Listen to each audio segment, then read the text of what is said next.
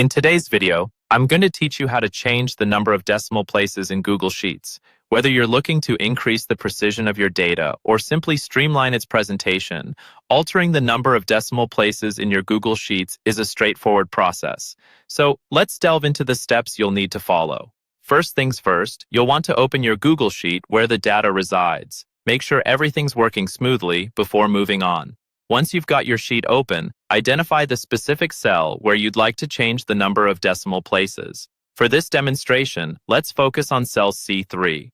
With cell C3 selected, your next step is to navigate to the top menu bar and click on Format.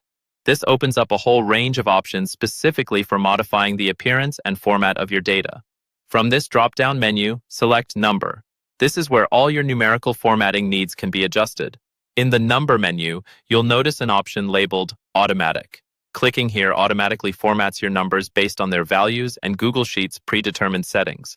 However, if this isn't quite right for you, not to worry, there's a more manual approach. Switch your attention to another cell, C5, and click on Format again. This time, when you select Number, go a step further and click on Number once more from the secondary list of options. This is more explicit and allows you to specify precision, displaying numbers with 2 decimal places by default. Next, let's practice using tools designed for finer control.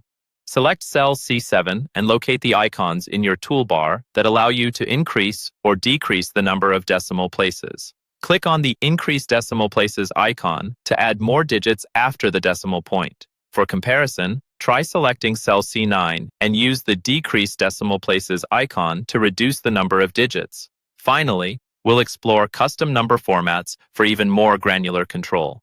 Click on C11 and revisit the Format menu. This time, select Custom Number Format.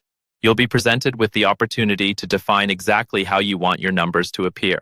Once you've chosen or created a format that suits your needs, select it and click Apply. And that's it. You've now got a range of methods for managing decimal places in your Google Sheets.